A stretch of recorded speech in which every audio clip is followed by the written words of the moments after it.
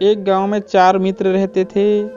उनमें से 3 बहुत ही विद्वान थे, पर वे व्यवहारिक ज्ञान की दृष्टि से एकदम कोरे थे। चौथा मित्र पढ़ा लिखा तो कम था, पर वह व्यवहारिक ज्ञान में माहिर था। एक बार चारों मित्र अपना अपना भाग्य आजमाने राजधानी की ओर चल पड़े। रास्ते में एक जंगल आया। वहां उन्हें एक पेड़ के नीचे कुछ हड्डियां दिखाई दी। उनमें से एक व्यक्ति ने उन हड्डियों का निरीक्षण करते हुए कहा, ये हड्डियां किसी शेर की है।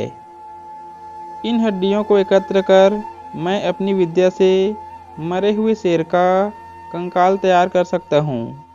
दूसरे विद्वान ने कहा, मैं अपने ज्ञान के बल से उस कंकाल पर मांस चढ़ाकर एवं रक्त से भरकर उसे खाल से ढक सकता हूँ। तीसरे विद्वान ने कहा, मैं अपनी विद्या से इस निर्जीव प्राणी को जीवित कर सकता हूँ। व्यवहारिक ज्ञान में माहिर चौथे मित्र को अपने तीनों मित्र की बातें सुनकर बड़ा आश्चर्य हुआ।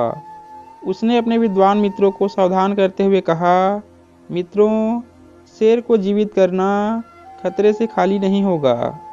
यह सुनकर पहले विद्वान ने कहा, अरे यह तो मूर्ख है।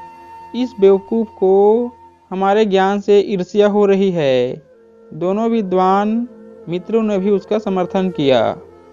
यह देखकर वह समझदार व्यक्ति दौड़कर एक पेड़ पर चढ़ गया।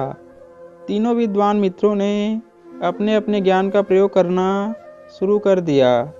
पहले विद्वान ने सारी हड्डियां एकत्र कर उसका कंकाल तैयार किया। दूसरे विद्वान ने कंकाल पर मांस चढ़ाकर रक्त से भरकर उसे खाल से ढक दिया। तीसरे ने अपनी विद्या का प्रयोग कर उस निर्जीव शेर में जान डाल दी।